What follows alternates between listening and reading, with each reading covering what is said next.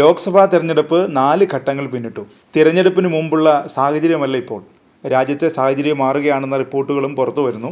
Polling ശതമാനം കുറഞ്ഞത് കൂടുതൽ ബാധിക്കുക BJP ആയിരിക്കുമെന്ന സൂചനകളാണ് പുറത്തുവരുന്നത്. 400 സീറ്റിൻ്റെ മുദ്രാവാക്യവുമായാണ് BJP തെരഞ്ഞെടുപ്പ് ഗോതയിൽ ഇറങ്ങിയത്. അനായാസ ജയം ഉറപ്പാണെന്ന അമിത ആത്മവിശ്വാസം തിരിച്ചടിയായതായി BJP ക്യാമ്പിൽ ചർച്ചയുണ്ട്. വികസിത ഇന്ത്യ എന്ന വലിയ സ്വപ്നം പങ്കുവച്ചാണ് നരേന്ദ്രമോദി ലോക്സഭാ തെരഞ്ഞെടുപ്പ് പ്രചാരണത്തിന് തുടക്കം കുറിച്ചത്.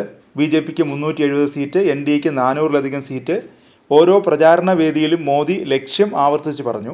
മൊത്തം പോസിറ്റീവ് ക്യാമ്പയിൻ, ഇന്ത്യക്കാരനെ ചന്ദ്രനിലെത്തിക്കും എന്നത് അടക്കം വാഗ്ദാനങ്ങൾ. എന്നാൽ ഒന്നാം ഘട്ടം കഴിഞ്ഞപ്പോൾ പക്ഷേ പ്രധാനമന്ത്രി പ്രചാരണത്തിൻ്റെ ഗിയർ മാറ്റി. ധ്രുവീകരണ സ്വഭാവമുള്ള മൂർച്ചയേറിയ വാക്കുകൾ, വികസന മുദ്രാവാക്യം ഓരത്തേക്ക് മാറ്റിവെച്ചു. ഏപ്രിൽ 5-ന് കോൺഗ്രസ് പ്രകടന പത്രിക പുറത്തിറക്കിയെങ്കിലും വ്യക്തിയുടെ സമ്പത്ത് സർവേ നടത്തുമെന്നത് മോദി ചർച്ചയാക്കിയത് 2 ആഴ്ചയോളം പിന്നിട്ടപ്പോഴാണ്.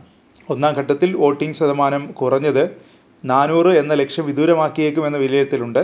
ഇത്രയും വലിയ ഭൂരിപക്ഷം എന്ത് ലക്ഷ്യത്തിന് വേണ്ടിയാണെന്ന പ്രതിപക്ഷ ചോദ്യവും കളം മാറ്റി.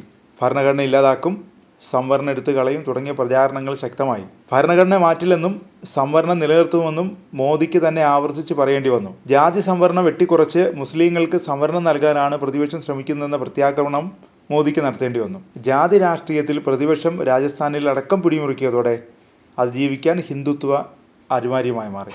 എന്തായാലും 400 സീറ്റ് നേടി വിജയിക്കുമെന്ന് മോദി തന്നെ പ്രഖ്യാപിച്ച സാഹചര്യത്തിൽ ഇനി എന്തിന് വിയർപ്പൊഴുക്കണമെന്ന ആലസ്യം സംഘടനാ തലത്തിൽ പിടികൂടിയതായും വിലയിരുത്തലുണ്ട്.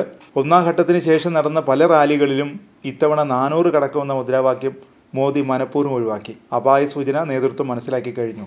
ഗുജറാത്തിൻ്റെ ആത്മവിശ്വാസത്തിലാണ് BJP രാജ്യം മുഴുവൻ പിടിച്ചെടുക്കാൻ ഇറങ്ങിത്തിരിച്ചത്.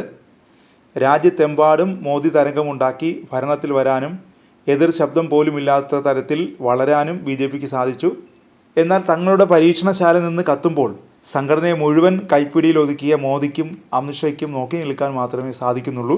ഇത് BJPയെ ഈ തെരഞ്ഞെടുപ്പിലും അതിനുശേഷവും എങ്ങനെ ബാധിക്കുമെന്നാണ് കാണേണ്ടത്. 4-ാം ഘട്ടത്തിൽ പശ്ചിമ ബംഗാളിലാണ് ഏറ്റവും ഉയർന്ന പോളിംഗ് നടന്നത്. 75.91% വോട്ടർമാരാണ് ഇവിടെ വോട്ട് രേഖപ്പെടുത്തിയത്. ജമ്മു കാശ്മീരിലാണ് ഏറ്റവും കുറവ്, 36.58%. മധ്യപ്രദേശിൽ 68.48%, മഹാരാഷ്ട്രയിൽ 52.63%, ആന്ധ്രയിൽ 68.12% പോളിംഗ് രേഖപ്പെടുത്തി. ബീഹാർ 55.90%, ജാർഖണ്ഡ് 63.37%, ഒഡീഷ 63.85%, ഉത്തർപ്രദേശ് 57.76% എന്നിങ്ങനെയാണ് മറ്റ് സംസ്ഥാനങ്ങളിലെ പോളിംഗ് കണക്കുകൾ.